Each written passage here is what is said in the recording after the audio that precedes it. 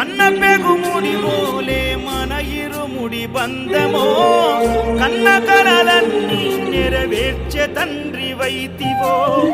రెప్పచాటు కన్నీళ్ళే కష్టాలను మోసెరో తప్పులెన్ని ఉన్నాయో కన్నించి చేరదీయరో ఓర్వలేదు కలికాలం నాయి పయనం